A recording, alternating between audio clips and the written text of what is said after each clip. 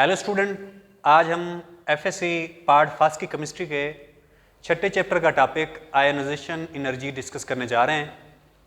इसमें सबसे पहले हम डिफाइन करेंगे कि व्हाट इज़ आयोनाइजेशन एनर्जी। उसके बाद हम टाइप्स ऑफ आयोनाइजेशन एनर्जी पढ़ेंगे और इसके साथ हम फैक्टर देखेंगे कौन से फैक्टर हैं जो आयोनाइजेशन एनर्जी पे इफेक्ट करते हैं या जिन पर आयोनाइजेशन एनर्जी डिपेंड करती है। और एंड में हम देखेंगे कि पीरियोडिक टेबल में आयोनाइजेशन एनर्जी का क्या ट्रेंड है, कि ग्रुप में आयोनाइजेशन एनर्जी क्या होती है, पीरियड में क्या होती है। तो let we discuss all these point wise. हम इनको पॉइंट वाइज डिस्कस करते हैं। सबसे पहले हम इसे डिफाइन करते हैं। Definition: the minimum amount of energy required to remove electron, या इसे इलेक्ट्रॉन को हम मोस्ट लूजली बाउंड इलेक्ट्रॉन भी कहते हैं, most loosely bound electron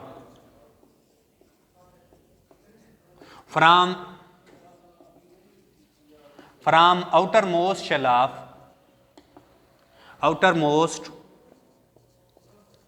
shell of gaseous atom is known as ionisation energy. किसी भी गैसियस एटम के वैलेंस शेल में मोस्ट लूजली बाउंड इलेक्ट्रॉन को रिमूव करने के लिए जो एनर्जी हम प्रोवाइड करते हैं, जो एनर्जी हम एटम को देते हैं in the form of heat, तो उसे हम नाम देते हैं आयोनाइजेशन एनर्जी। जैसे मिसाल के तौर पर आपके पास हाइड्रोजन है, हाइड्रोजन का एटॉमिक नंबर 1 है और इसके पहले शेल में 1 इलेक्ट्रॉन है। इसका पहला शेल ही वैलेंस शेल कहलाता है। कैसे? जरा इस पे देखिए, हमारे पास एटॉमिक नंबर 1, इसके पहले शेल में कितने इलेक्ट्रॉन है? 1। होने कितने चाहिए थे? 2 होने चाहिए थे। इसका डुप्लीट कंप्लीट नहीं है। हम चाहते हैं कि इस इलेक्ट्रॉन को रिमूव करें। इस इलेक्ट्रॉन को रिमूव करने के लिए जो एनर्जी हमें देनी पड़ती है, उस एनर्जी को हम नाम देते हैं आयोनाइजेशन एनर्जी। कैसे? हमारे पास देखें हाइड्रोजन, इसके साथ मैं हीट लिख देता हूं। हीट का मतलब क्या है? एनर्जी। जब एनर्जी देंगे तो इसके रिजल्ट में हाइड्रोजन आयन में कन्वर्ट हो जाएगा और एक इलेक्ट्रॉन रिमूव होगा, और इसी के साथ साथ जो एनर्जी इस्तेमाल होगी, जो यूज होगी, वो होगी हमारे पास 13 किलो जॉल पर मोल। क्योंकि एनर्जी इसमें इस्तेमाल हो रही है, एनर्जी हम बाहर से प्रोवाइड कर रहे हैं, इसलिए इसका जो साइन होता है वो हम लगाते होते हैं पॉजिटिव। मेरी बात समझ आ गई? ये एनर्जी हम लगाते हैं हाइड्रोजन में से इलेक्ट्रॉन को रिमूव करने के लिए। इसी तरह हम अगर देखें मैग्नीशियम, अगर हम मैग्नीशियम में से एक इलेक्ट्रॉन को रिमूव करना चाहें, मैग्नीशियम में से इलेक्ट्रॉन को रिमूव करने के लिए हमें एनर्जी देनी पड़ती है। कितना एनर्जी देनी पड़ती है? प्लस 738 किलो जॉल पर मोल। ये जो एनर्जी हमने मैग्नीशियम में से इलेक्ट्रॉन को रिमूव करने के लिए, खारिज कराने के लिए प्रोवाइड की, एटम को दी, वो हमारे पास कहलाती है आयोनाइजेशन एनर्जी। क्लियर हो गया? समझ आ गई? इसके बाद हम डिस्कस करते हैं types of ionisation energy. Types of ionisation energy. Types of ionisation energy. इसकी 3 टाइप्स हैं हमारे पास, स्टेप वाइज डिस्कस करते हैं। First ionisation energy, first ionisation energy, second ionisation energy and third ionisation energy. इसको हम स्टेप वाइज डिफाइन करते हैं। लेकिन सबसे पहले हम डिफाइन करते हैं फर्स्ट आयोनाइजेशन एनर्जी को। The amount of energy, amount of energy required to remove first electron, from outermost shell of, outermost shell को हम वैलेंस शेल भी कहते हैं, outermost shell of gaseous atom. किसी भी गैसियस एटम के वैलेंस शेल में से, आउटर मोस्ट शेल में से पहला इलेक्ट्रॉन खारिज करने के लिए और उसको यूनी पॉजिटिव आयन बनाने के लिए जो एनर्जी हमें लगानी पड़ती है उसे हम नाम देते हैं फर्स्ट आयोनाइजेशन एनर्जी। क्लियर हो गया? जैसे हमारे पास देखें मैग्नीशियम की भी हमने एग्जांपल ली थी। मैग्नीशियम में से इलेक्ट्रॉन को रिमूव कराने के लिए, खारिज करने के लिए हमें जो एनर्जी देनी पड़ती है फर्स्ट इलेक्ट्रॉन रिमूव करने के लिए, उस एनर्जी को हम रिप्रेजेंट करते हैं डेल एच से, और हमारे पास इसकी जो वैल्यू होती है वो होती है +738 kilojoule per mole. That's called first ionisation energy. Clear हो गया? नेक्स्ट हमारे पास है second ionisation energy. Second ionisation energy. Second ionisation energy क्या होती है? The amount of energy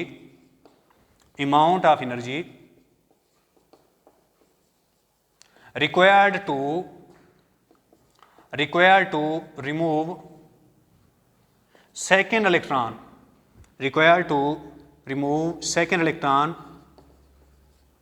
from unipositive ion,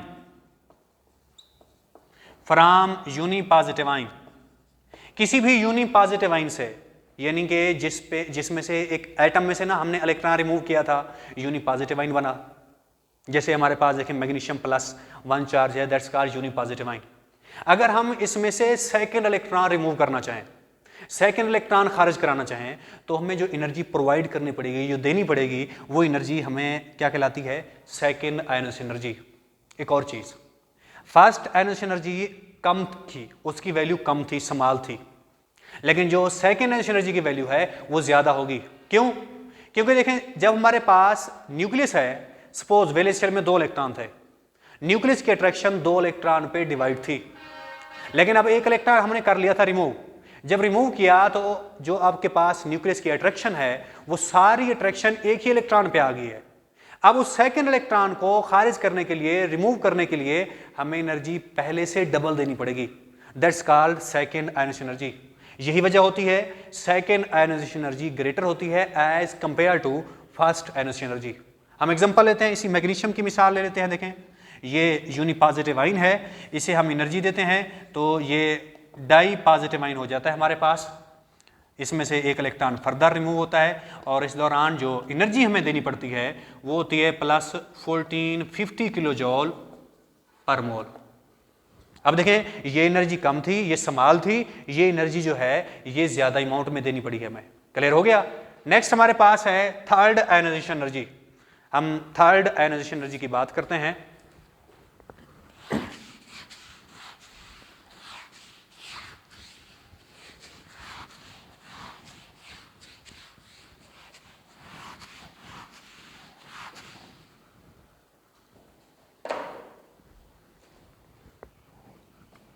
third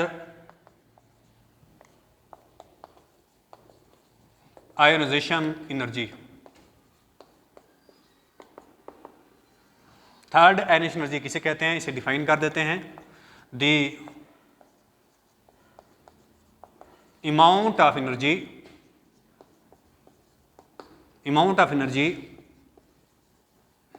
required to remove third electron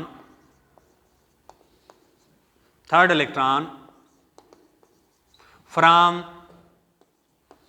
di-positive ion, यानी ऐसा आयन जिस पर पहले +2 चार्ज है, जिसने पहले ही 2 इलेक्ट्रॉन लूज किए हुए हैं, उसमें से थर्ड इलेक्ट्रॉन को रिमूव करने के लिए जो एनर्जी हमें जरूरत पड़ती है, जो एनर्जी हम एटम को प्रोवाइड करते हैं, डाई पॉजिटिव आयन को प्रोवाइड करते हैं, उसे हम नाम देते हैं थर्ड आयोनाइजेशन एनर्जी। कैसे? हमारे पास देखें मैग्नीशियम +2 चार्ज पहले से है, इसको हम एनर्जी प्रोवाइड करेंगे तो ये +3 चार्ज हो जाएगा, और इस दौरान जो एनर्जी हमें इसमें से देखें एक इलेक्ट्रॉन भी निकलेगा, जो एनर्जी हमें देनी पड़ेगी वो हमारे पास है 730 किलो जॉल पर मोल। क्यों? अब देखो थर्ड आयोनाइजेशन एनर्जी सबसे ज्यादा है, उसकी वजह यह है after removal of 2 electron the force of attraction between nucleus and remaining electron increase. जब हम 2 इलेक्ट्रॉन रिमूव कर चुके होते हैं तो force of attraction remaining electron के दरमियान और न्यूक्लियस के दरमियान बढ़ जाती है, इंक्रीज हो जाती है। इसलिए थर्ड इलेक्ट्रॉन रिमूव करना इजी नहीं होता, और उस थर्ड इलेक्ट्रॉन को रिमूव कराने के लिए हमें ज़्यादा एनर्जी देनी पड़ती है। That's why third energy ionisation energy is greater than second ionisation energy, and second ionisation energy is greater than first ionisation energy. Clear हो गया? हम इसका ऑर्डर इस तरह भी लिख सकते हैं, देखें, third ionisation energy greater than second ionisation energy greater than first ionisation energy. Clear हो गया? मेरी बात समझ आ गई? इसके बाद है जी factor affecting on ionisation energy. Factors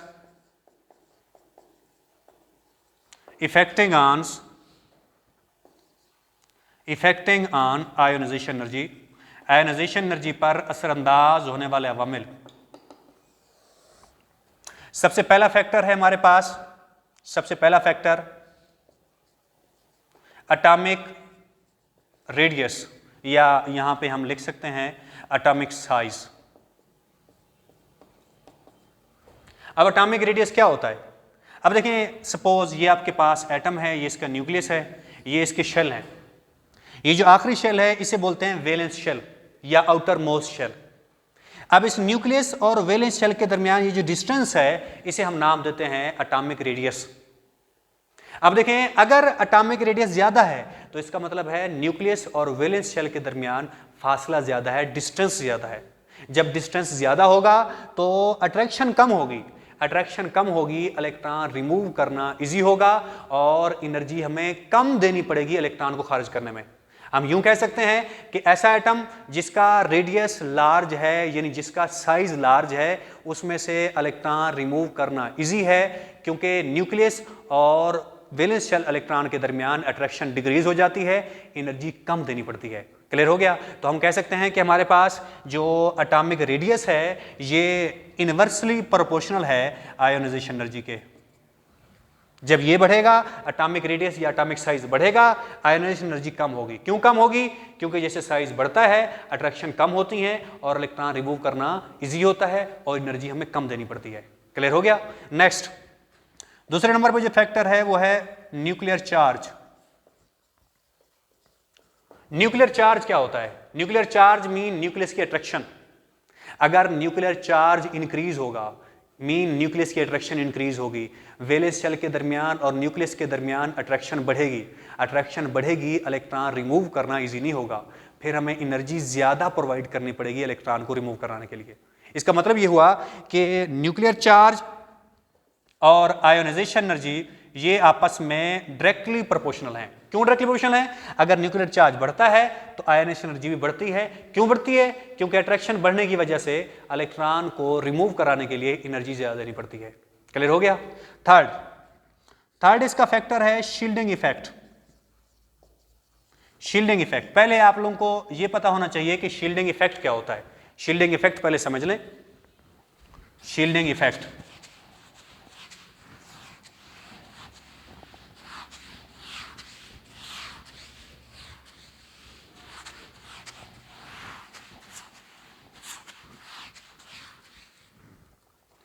देखें शील्डिंग इफेक्ट मैं एक डायग्राम के जरिए आप लोगों को समझाता हूं। सपोज आपके पास ये एक एटम है, ये एटम का वैलेंस शेल है, वैलेंस शेल, और इसके अंदर जो इलेक्ट्रॉन है वो वैलेंस शेल इलेक्ट्रॉन कहलाते हैं। अब देखें ये जो है ये इसके बाद वाला इससे जो यानी इससे न्यूक्लियस के जो क्लोज है इसको बोलते हैं इनर शेल, इनर शेल। अब होता क्या है? होता ये न्यूक्लियस है ये वैलेंस शेल इलेक्ट्रॉन को भी अट्रैक्ट करता है, इनर शेल इलेक्ट्रॉन को भी अट्रैक्ट करता है। सम केसेस में ऐसा होता है कि हमारे पास ये होता है कि ये जो इनर शेल का इलेक्ट्रॉन है वो न्यूक्लियस और आउटर मोस्ट शेल इलेक्ट्रॉन के दरमियान में आ जाता है। जैसे ये देखो ये इलेक्ट्रॉन आ गया। अब ये न्यूक्लियस इस इलेक्ट्रॉन को अट्रैक्ट नहीं कर पा रहा, यहां तक इसकी अट्रैक्शन नहीं पहुंच रही, अट्रैक्शन डिक्रीज हो गई है। और क्यों डिक्रीज हो गई है? क्योंकि इस न्यूक्लियस और इस आउटर मोस्ट शेल इलेक्ट्रॉन के दरमियान इनर शेल इलेक्ट्रॉन आ गया है। यही वजह है अट्रैक्शन कम हो गई है। अट्रैक्शन कम हो गई है तो इस मीन इलेक्ट्रॉन को रिमूव करना इजी हो गया है, आयोनाइजेशन एनर्जी कम देनी पड़ेगी। क्लियर हो गया? हम यूं कह सकते हैं अगर शील्डिंग इफेक्ट बढ़ेगा, क्या बढ़ेगा?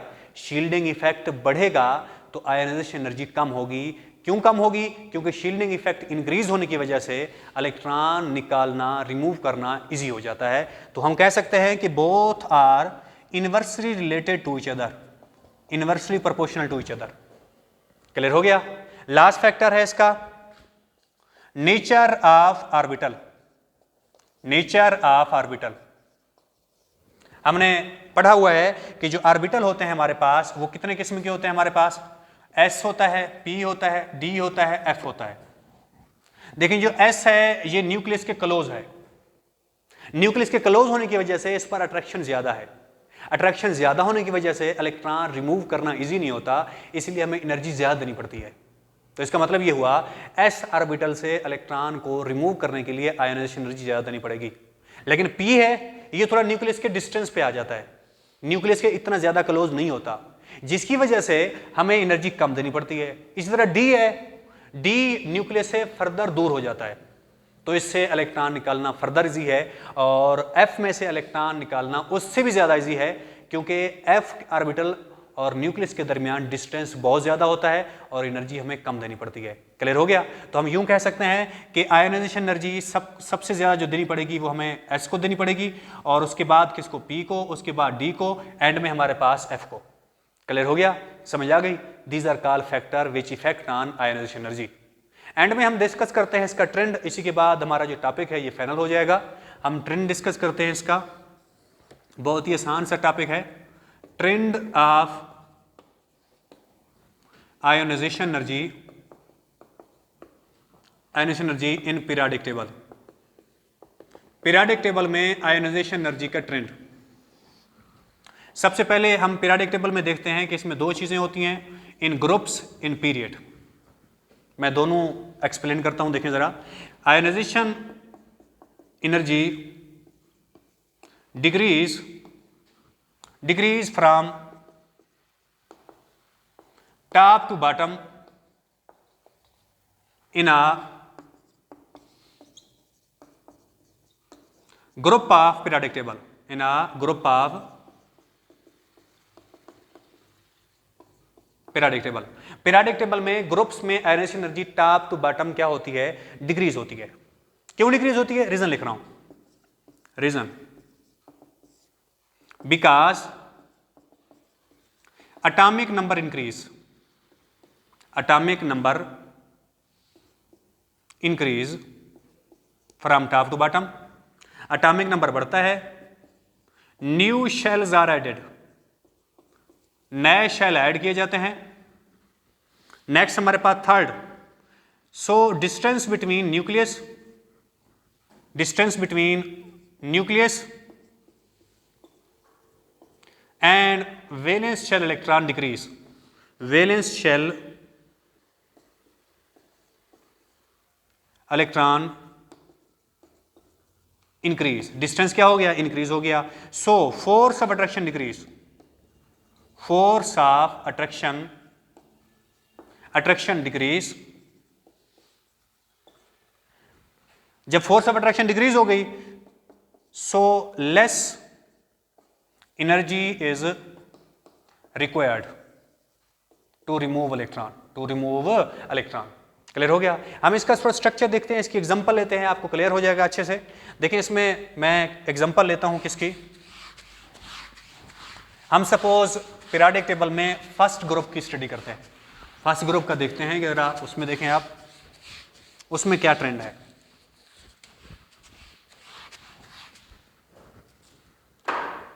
देखें फर्स्ट ग्रुप में जो एलिमेंट हैं आपके पास कौन कौन से हैं हमारे पास, hydrogen, lithium, sodium, potassium, rubidium, caesium, SO1। हम चंद का देख लेते हैं। इसका एटॉमिक नंबर देखें आप, इसका 1 है, इसका 3 है, और इसका क्या है जी हमारे पास 11 है, और इसका क्या है 19 है। ठीक है, अब देखो जरा इसमें इसका फर्स्ट शेल है, इसमें 1 इलेक्ट्रॉन है, इसके कितने शेल हो गए, इसके 2 शेल हो गए, पहले में 2, दूसरे में हमारे पास 1 इलेक्ट्रॉन। इसके कितने शेल हो गए, इसके 3 शेल हो गए, 2, 8, 1। नेक्स्ट हमारे पास देखें इसका देखें पोटाशियम का, पोटाशियम में पहले में हमारे पास 2 हैं, दूसरे में 8 हैं, तीसरे में 8 हैं, चौथे में हमारे पास 1 इलेक्ट्रॉन हो जाता है। मैंने क्या लिखा था, मैंने कहा था एटॉमिक नंबर बढ़ रहा है, ये देखें बढ़ रहा है। दूसरे नंबर मैंने क्या कहा, न्यू शेल्स आर एडेड, ये देखें इसका पहला शेल था, ये 2 शेल हो गए, फिर 3 शेल हो गए, फिर 4 शेल हो गए। फिर बताया कि डिस्टेंस बढ़ रहा है, ये देखो न्यूक्लियस और शेल के दरमियान डिस्टेंस कम है, डिस्टेंस बढ़ गया, डिस्टेंस फर्दर बढ़ गया, डिस्टेंस उससे ज़्यादा बढ़ गया, जिसकी वजह से फोर्स ऑफ अट्रैक्शन डिक्रीज हुई, इलेक्ट्रॉन निकालना ईजी हो गया। इस एटम में से इलेक्ट्रॉन निकालना ईजी नहीं है, इस एटम में से इलेक्ट्रॉन निकालना सबसे ज़्यादा ईजी है। क्यों? क्योंकि न्यूक्लियस और इसके दरमियान डिस्टेंस क्या है, वो ज़्यादा है। क्लियर हो गया? समझ आ गई मेरी बात? अब हम आखिरी बात करते हैं इसकी in periods. In period ionisation energy increase from left to right in period, from left to right in a period of periodic table. Reason क्यों इंक्रीज होता है? मैं रीजन बता रहा हूं, देखें। Atomic number increase, atomic number increase gradually, gradually atomic number क्या होता जाता है, इंक्रीज हो जाता है। Next, but no new shell are added, but no new shells are added, लेकिन नए शेल ऐड नहीं होते। Third, nuclear charge increase. क्यों? आपने पढ़ा है कि एटॉमिक नंबर बढ़ रहा है, एटॉमिक नंबर बढ़ने से नंबर ऑफ इलेक्ट्रॉन भी बढ़ रहे हैं, नंबर ऑफ प्रोटॉन भी बढ़ रहे हैं। प्रोटॉन बढ़ने का मतलब यह है न्यूक्लियर चार्ज इंक्रीज हो रहा है। जब न्यूक्लियर चार्ज इंक्रीज होगा तो फोर्स ऑफ अट्रैक्शन इंक्रीज होगी। Nuclear charge increase, nuclear charge increase हुआ तो force of attraction, force of attraction between nucleus and valence shell electron, valence shell electron increase, force increase हो गई तो फिर क्या होता है? So large amount of energy required, large amount of energy is required to remove electron from outermost shell of atom. Clear हो गया? मैंने क्या बताया कि पीरियड के अंदर आयनाइजेशन एनर्जी क्या होती है, इंक्रीज होती है, उसकी रीजन बताई। एंड में हम देखते हैं कि आयनाइजेशन एनर्जी और वैलेंसी का क्या रिलेशन है, relationship between ionisation energy and valency.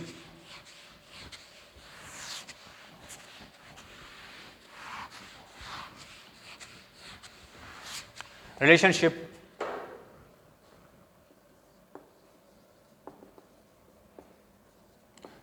between ionization energy and valency. अगर किसी एटम के first ionisation energy and second ionisation energy के दरमियान गैप ज्यादा हो, मैंने कहा अगर किसी एटम के फर्स्ट और सेकेंड आयनाइजेशन एनर्जी के दरमियान जो गैप है, जो डिफरेंस है, वो ज्यादा हो तो उसकी जो वैलेंसी होगी, वैलेंसी हमारे पास 1 होगी, उसकी वैलेंसी 1। मेरी बात समझ आइए? लेकिन अगर उस एटम की second and third ionisation energy में, second and third ionisation energy में डिफरेंस ज्यादा हो, फर्क ज्यादा हो, तो उसकी जो वैलेंसी होगी हमारे पास, वैलेंसी आपके पास क्या होगी, 2 होगी। लेकिन अगर किसी एटम के third and fourth ionisation energy के दरमियान गैप बहुत ज्यादा है तो उसकी वैलेंसी हमारे पास क्या होगी, वैलेंसी जो है हमारे पास, उसकी वैलेंसी 3rd होगी। यानी हम किसी भी एटम की अगर आयनाइजेशन एनर्जी वैल्यूज जानते हैं तो वैल्यूज को देखकर और उनको कंपेयर करके, उनकी फर्स्ट, सेकंड, थर्ड, फोर्थ को कंपेयर करके हम उसकी वैलेंसी का जिक्र कर सकते हैं, वैलेंसी को एक्सप्लेन कर सकते हैं, वैलेंसी की प्रेडिक्शन दे सकते हैं। मेरी बात समझिए? इसी तरह जो आयनाइजेशन एनर्जी का टॉपिक है वो हमारे पास क्या हो गया है, फाइनल हो गया है। इंशाल्लाह नेक्स्ट टाइम हम इलेक्ट्रोनेगेटिविटी और इलेक्ट्रॉन एफिनिटी डिस्कस करेंगे। ओके।